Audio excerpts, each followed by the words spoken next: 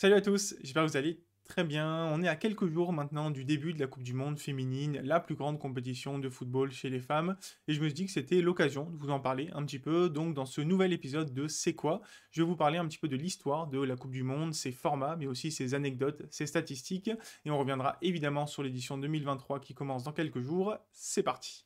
Avant toute chose, et comme souvent, je vous recommande quelques contenus si vous voulez creuser le sujet après cette vidéo. Bien sûr, le guide qu'a sorti SoFoot sur la Coupe du Monde et l'édition 2023, mais aussi des comptes Twitter que je suis depuis un moment et que j'apprécie particulièrement sur le foot féminin. Anna Caro, bien sûr, mais aussi Femme Foot News, Pied Carré Féminin ou encore Cœur de Foot.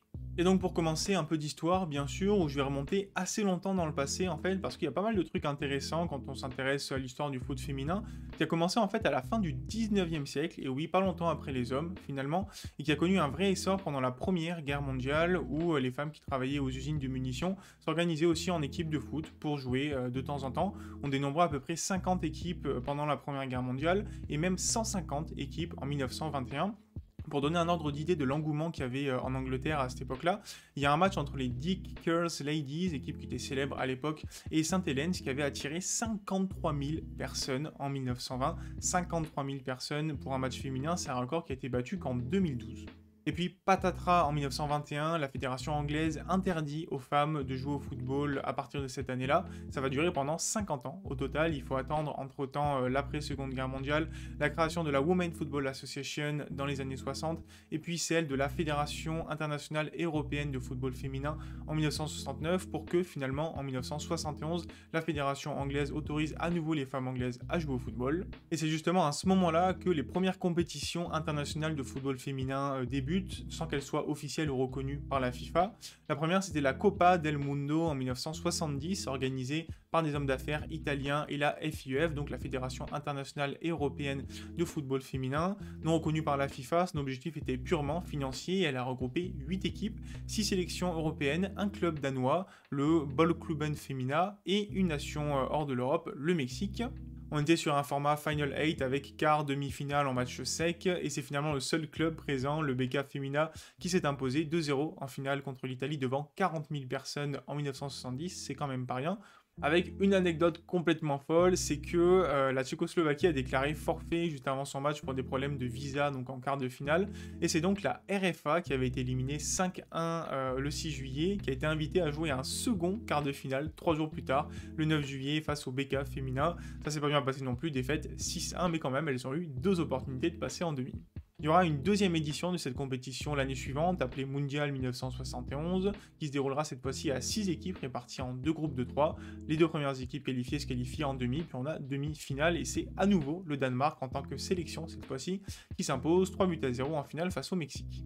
On va ensuite avoir le Mundialito féminin, compétition non officielle et non reconnue par la FIFA non plus, mais qui va se dérouler à 5 reprises de 1980 à 1988. C'était un des événements majeurs du sport féminin, en tout cas du foot féminin, pendant les années 80. Elle se déroule d'abord au Japon en 1981, puis en Italie en 84, 85, 86 et 88. L'Italie qui va d'ailleurs remporter 3 éditions sur les 5, les 2 autres seront remportées par l'Angleterre. On était sur les 3 premières éditions sur des formats à 4 équipes, phase de poule, puis une finale. Ensuite, on était à 6 équipes avec une phase de poule à 2 fois 3 équipes, les 2 premiers se qualifiaient en demi, puis finale.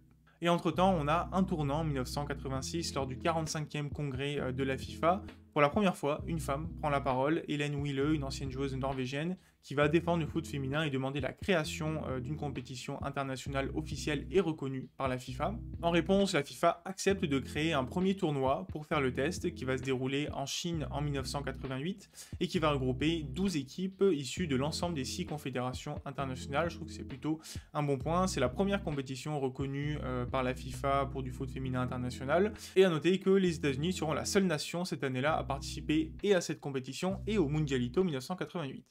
Le format est assez simple, 12 équipes réparties dans 3 poules de 4, les 2 premières équipes et les 2 meilleures troisièmes se qualifient pour les quarts de finale, puis quart, demi, finale, et c'est la Norvège qui va remporter ce tournoi en battant en finale 1-0 la Suède dans un derby nordique.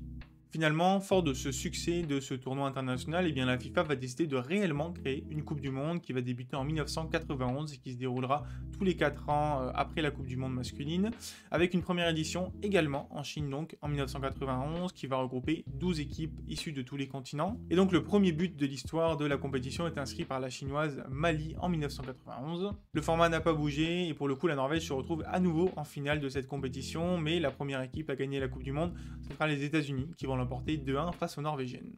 Les Norvégiennes vont prendre largement leur revanche 4 ans plus tard en Suède lors de la deuxième édition de la Coupe du Monde où elles vont s'imposer face aux États-Unis en demi-finale avant de battre l'Allemagne 2-0 en finale et de remporter le premier titre de leur histoire.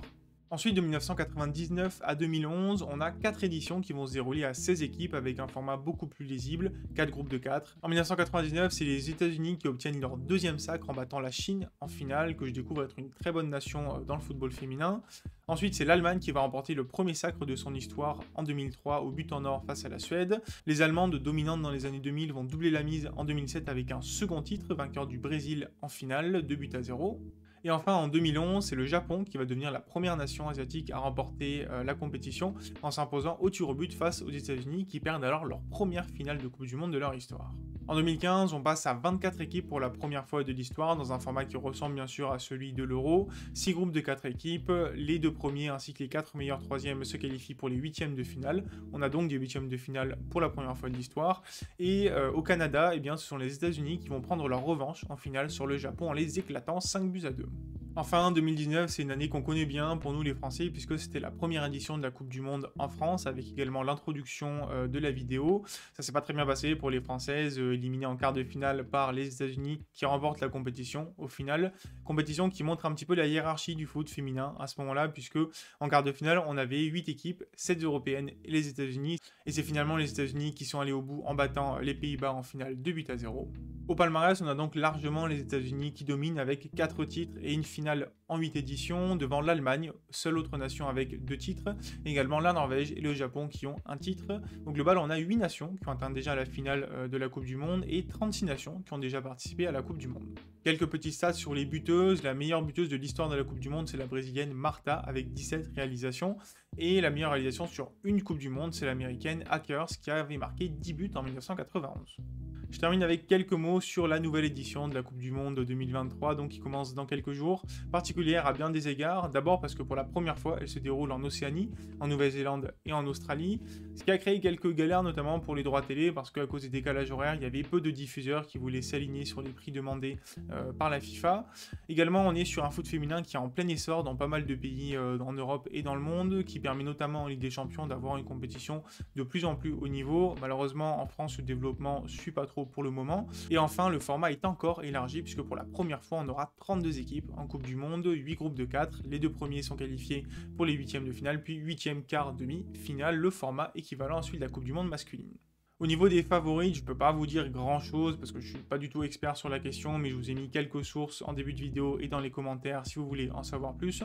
Je peux vous citer bien sûr les États-Unis, d'Alex Morgan et Morgan Rapinoe, surtout cette dernière qui a annoncé sa retraite à la fin de la saison et qui est une des joueuses les plus influentes du foot féminin. Il y a aussi l'Allemagne, un peu en déclin ces dernières années, mais qui a fait finale du dernier Euro la saison dernière, les Pays-Bas qui ont fait finaliste du dernier mondial il y a 4 ans. Également l'Espagne d'Alexia Putellas, la ballon d'or espagnole qui est enfin revenue de sa blessure après près d'un an de convalescence. L'Angleterre qui est la nation européenne montante du football, demi-finaliste en 2019 et championne d'Europe la saison dernière. La Suède aussi qui enchaîne les bonnes places, 3e de la Coupe du Monde 2019, finaliste au JO et demi-finaliste à l'Euro la saison dernière. Et bien sûr, la France, qui fait partie des épouvantails de cette compétition, mais qui a enregistré récemment le forfait d'Amandine Henry. On espère que ça ne va pas entamer le moral d'une équipe qui a retrouvé enfin des couleurs sous Hervé Renard. On espère les voir aller le plus loin possible. Je vous affiche les groupes pour cette compétition, donc 32 équipes réparties en 8 groupes de 4. Les 2 premières se qualifieront pour les 8e de finale.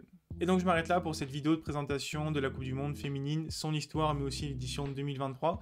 J'espère qu'elle vous aura plu, j'espère que ça vous plaît aussi que je vous parle de football féminin de temps en temps. N'hésitez pas à me le dire en commentaire.